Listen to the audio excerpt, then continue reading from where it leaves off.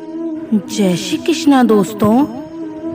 जिंदगी में यह बात हमारे दिमाग में जरूर आती है कि हमेशा अच्छे लोगों के साथ ही बुरा क्यों होता है। दुख और सुख दोनों एक ही सिक्के के पहलू हैं। जिंदगी में इन दोनों का सिलसिला चलता ही रहता है। अगर कोई अच्छा कर्म करता है तो उसके साथ अच्छा होता है, और इसके विपरीत यदि कोई व्यक्ति बुरे कामों को अंजाम देता है तो उसके साथ बुरा होना स्वाभाविक है। हालांकि कभी कभार अच्छे कर्मों को अंजाम देने के बावजूद अक्सर इंसान के साथ बुरा ही होता है, जबकि किसी बुरे इंसान की जिंदगी में सब कुछ अच्छा ही होता है। अब सवाल यह आता है कि यदि किसी जीव को उसके कर्मों के आधार पर उसका फल मिलता है तो फिर ऐसा होने के पीछे क्या कारण है। आपको जानकर हैरानी होगी कि प्रत्येक इंसान का भाग्य उसके पारिवारिक कर्मों से जुड़ा हुआ होता है। इसका सीधा अर्थ ये है कि आपके पूर्वज आपने जीवन काल में किस तरह के काम किए हैं उसके आधार पर ही कुछ हद तक आपका भाग्य निर्भर करता है। इसी के चलते आपने देखा होगा कि कुछ लोग दुष्ट प्रकृति के होने के बाद भी उनके साथ सब कुछ अच्छा होता है। ऐसा इसलिए क्योंकि भूतकाल में उसके पूर्वजों ने निश्चित रूप से अच्छे कर्म किए होंगे। इसके विपरीत सीधे साधे भले लोगों के साथ बुरा इसलिए होता है क्योंकि शायद उनके पूर्वजों का दिल दुखाया होगा या कुछ बुरा किया होगा। हालांकि इसके साथ ही सबसे बड़ा सत्य यह है कि इन सारी चीजों से इंसान को कभी भी बेहद खुशी या विचलित नहीं होना चाहिए, क्योंकि अंत में इनके खुद के कर्म से उसके भाग्य का निर्धारण होता है। जो जैसा बोएगा वह वही काटेगा। अपने कर्मों का फल इंसान को निश्चित रूप से मिलता है, बस यही समय का इंतजार करना होता है और सही समय का इंतजार करना होता है। अब मुझे तो नहीं लगता कि परिवार के कर्मों का फल संतान को भोगना पड़ता है, सबको खुद के कर्मों का फल मिलता है।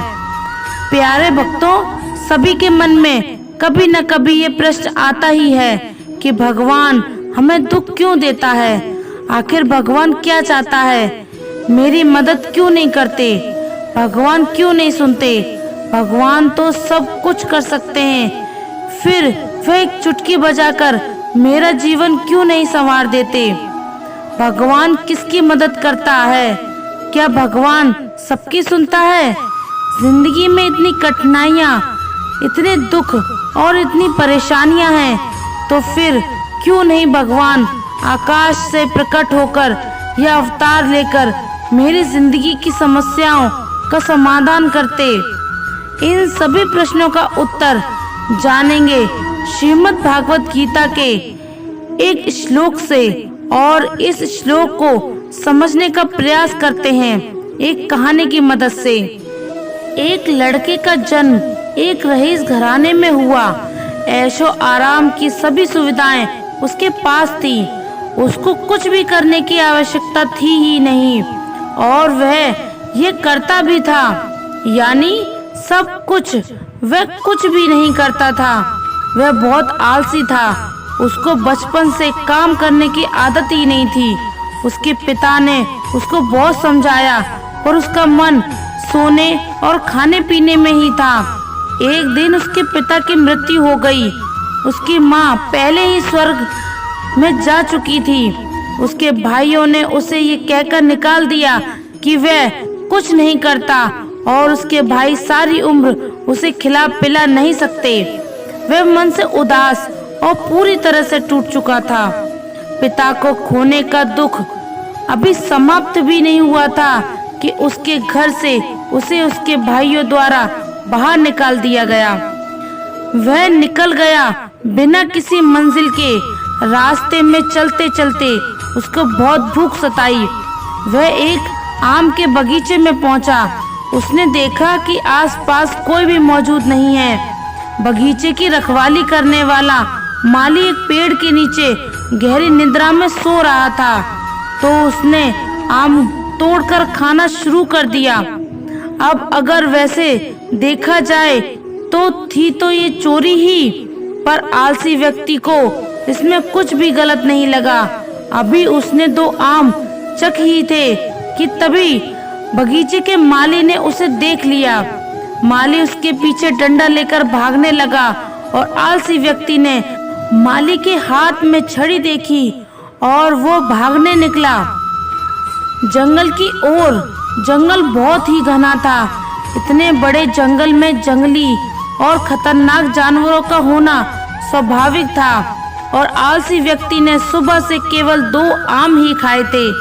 वह भूख से तड़प रहा था। उसने देखा कि जंगल में कुत्ता है। उसने देखा कि उस कुत्ते की 2 टांगे हैं। वह कुत्ता धीरे धीरे 2 टांगों पर चल रहा था।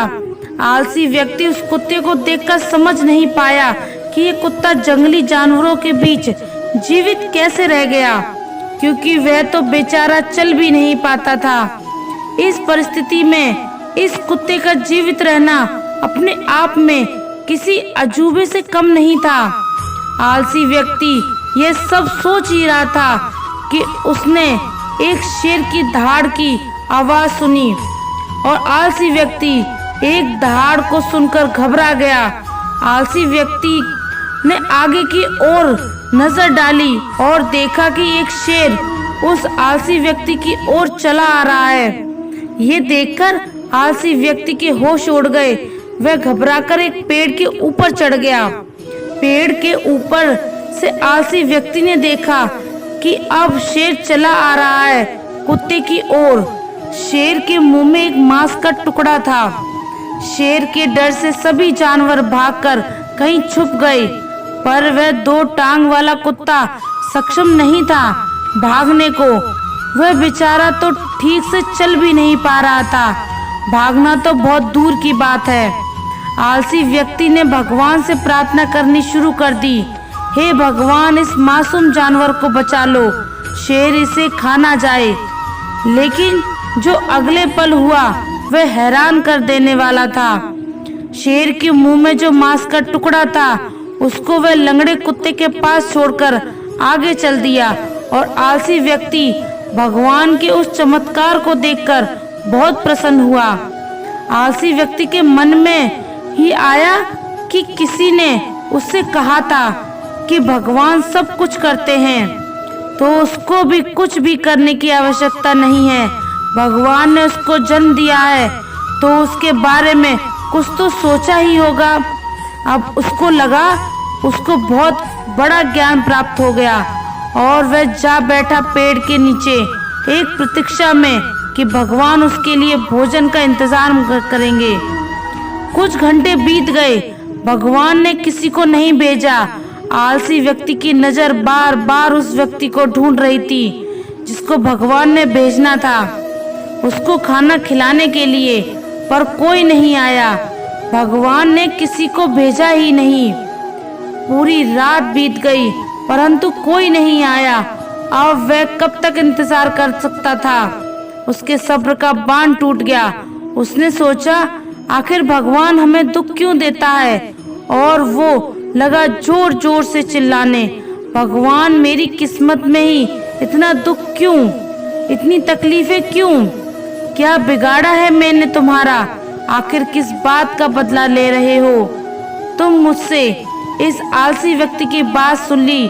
जंगल में एक साधना कर रहे एक साधु ने, वह साधु जा पहुंचे आलसी व्यक्ति के पास।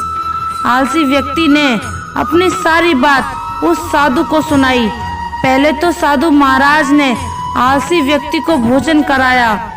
खाना खाने के बाद आलसी व्यक्ति ने दुख भरी आवाज में साधु से पूछा, भगवान ने उस लंगड़े कुत्ते पर दया दिखाई परंतु मुझ पर जरा दया नहीं दिखाई, आखिर क्या कारण है भगवान की इस बेरुखी का। भगवान हमें दुख क्यों देता है?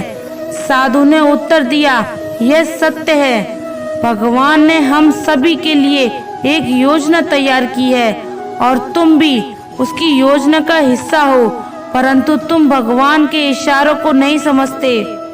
भगवान तुम्हें उस लंगड़े कुत्ते की जगह नहीं बनाना चाहता, बल्कि भगवान तो चाहते हैं कि तुम उस शेर की तरह बनो जिसने उस लंगड़े कुत्ते की मदद की, उसको खाना खिलाया। सच यही है कि भगवान भी उसी की मदद करते हैं जो स्वयं की मदद करता है। श्री कृष्ण जी ने भागवत गीता के 3 अध्याय के 8वें श्लोक में कहा है, कर्म न करने से कर्म करना श्रेष्ठ है। यदि तू कर्म नहीं करेगा तो शरीर का निर्वाह भी नहीं होगा। भगवान हमें दुख क्यों देता है? भक्तों, सच यही है कि अर्जुन को भी अपना युद्ध स्वयं लड़ना पड़ा था। भगवान अपने भक्तों की मदद जरूर करते हैं। कर्म तो भक्त को ही करना होगा, जैसे अर्जुन ने अपना कर्म स्वयं किया था। मित्रों, किसी भी प्रश्न का हल हमें तब तक नहीं मिलता जब तक हम चिंता करते हैं, दुखी होते हैं, दूसरों को कोसते हैं, तब तक हमें किसी भी प्रश्नों का उत्तर नहीं मिल सकता। अगर हमें किसी प्रश्न का उत्तर चाहिए तो सबसे पहले अपने आप को शांत रखना होगा, अपने दिमाग से सारी नकारात्मक सोच को बाहर निकालना होगा, तब हमें सारी बातें समझ में आएंगी। बात भगवान के दुख देने की तो इस प्रश्न का उत्तर इतना सरल है। जब हम सबसे ज्यादा खुश हुआ करते थे तब हमारे जीवन में किसी चीज की कमी नहीं रहती थी। हम औरों से ज्यादा सुखी रहते थे। तब क्या आपने किसी और को बुलाकर अपना सुख बांटा? तब क्या हमने किसी और को खुशी और सुख देने का प्रयास किया? हमने ऐसा नहीं किया। जब हम सबसे ज्यादा सुखी थे तब हमने किसी के साथ अपनी खुशियां नहीं बांटी। उस समय हमने भगवान को भी याद नहीं किया। जब बारी दुख की आई तब हमने भगवान को याद किया, उनसे शिकायत की। जब हमने ही सब कुछ किया है, सुख भी हमने ही भोगा है, सारी खुशियां भी हमने ही भोगा है, तो आपका दुख भोगने कोई दूसरा व्यक्ति कैसे आ सकता है? दुख भी आपको ही भोगना पड़ेगा। इंसान का स्वभाव ही कुछ ऐसा है कि सुख में किसी को याद नहीं करता और दुख में सबसे ज्यादा भगवान को याद करता है। हम चाहे जितने भी बड़े क्यों ना बन जाएं, इंसान को अपना वास्तविक स्वभाव नहीं भूलना चाहिए जो भगवान ने हर इंसान को दिया है। जब तक हमें दुख का पता नहीं चलेगा तब तक हमें सुख का अनुभव नहीं हो सकता। हम जान ही नहीं सकते सुख कैसा होता है। हमें मिलने वाले सुख या दुख का कारण भगवान नहीं अपितु हम ही हैं। हमारे कर्म ही हमें सुख दुख देते हैं। कर्म सकाम व निष्काम होते हैं। सकाम कर्म यानी ऐसे कर्म जिनके बदले में हम कुछ भौतिक सुख सुविधाएं चाहते हैं। ऐसे कर्मों का फल सुख दुख के रूप में मिलता है। निष्काम कर्म वह है जिनके बदले हम केवल भगवान को प्राप्त करना चाहते हैं। ऐसे कर्मों का फल भगवत प्राप्ति के रूप में मिलता है। अब बात आती है कि ज्यादा पूजा पाठ करने वाले ही दुखी क्यों रहते हैं। इसका सीधा सा उत्तर यह है कि ज्यादा पूजा पाठ करने वाला भक्ति के स्वरूप को नहीं समझने के कारण पूजा पाठ तो करता है, लेकिन वह अनजाने में सकाम पूजा ही करता है, जिसका फल उसे सुख दुख के रूप में ही मिलता है। ज्यादा पूजा पाठ करने वाला बेशक ज्यादा पूजा पाठ या भक्ति करता हुआ नजर आता है, लेकिन वह कर्म कांड को ठीक से नहीं करना जानता। ऐसे में गलती पर गलती करता जाता है। बेशक वह कहता है कि वह कुआं खोदने की बात करता है, लेकिन असल में वह खाई ही खोद रहा होता है। वह तो ये कहता है कि वह बहुत सारी दुनिया भर की पूजा पाठ या मेहनत कर रहा है, लेकिन असल में तो वह अपनी मेहनत बेकार ही कर रहा होता है। एक बहुत जरूरी चीज जो है वह उम्मीद रखना। आपने किसी की मदद इसलिए नहीं की ताकि वह बदले में आपकी भी मदद करे या आपको सम्मान दे या आपके बारे में सोचे। आपका दिल और दिमाग ऐसा करना सही मानता है, इसलिए आपने वह किया। फिर अगर बाद में आपके उस काम को पहचान या सम्मान नहीं मिला तो आपको दुखी होना नहीं चाहिए। अगर ऐसा है तो ये दिखता है कि उन कामों के बदले आप भी कोई इच्छा रख रहे हैं और यही इस जगह आपके दुख का कारण बनता है। आपको ये समझने की जरूरत है कि सक्षम होते हुए किसी के लिए कुछ करना, यहाँ तक कि अगर आपने अपने विवेक के साथ किसी के लिए कोई त्याग किया तो वह भी आपने अपना नैतिक कर्तव्य और इंसानी धर्म पूरा किया है। संभव है भविष्य में आपको इसका पुरस्कार मिले, लेकिन इसके लिए आपको किसी अच्छे परिणाम की उम्मीद नहीं करनी चाहिए। गीता के वह उक्ति याद रखें, कर्म करो, फल की चिंता मत करो। यह वह राह है जो हर हाल में आपको दुखी नहीं होने देगा। अच्छे लोग ही हमेशा दुख पाते हैं, यह सर्वदा सत्य नहीं है। हाँ, बहुलता अवश्य है, क्योंकि ईश्वर भी शायद जानता है कि दुख को झेलना हर किसी के बस की बात नहीं है। इसलिए हमेशा कर्मों का ध्यान रखो और अच्छे कर्म करो। ऐसे करने से ये सब ठीक होगा और अच्छे कर्म करेंगे तो ही भगवान हमारा साथ देंगे और हमारा भला होगा और इसे ही दूसरों का भला होगा। जिंदगी में हमेशा कर्मों का ही ध्यान रखो, कभी किसी का बुरा मत करो और हमेशा अच्छे कर्म करो, क्योंकि आखिर में अच्छे कर्म हैं हमारे साथ जाते हैं। तो दोस्तों, उम्मीद है आज का वीडियो आपको जरूर पसंद आया होगा।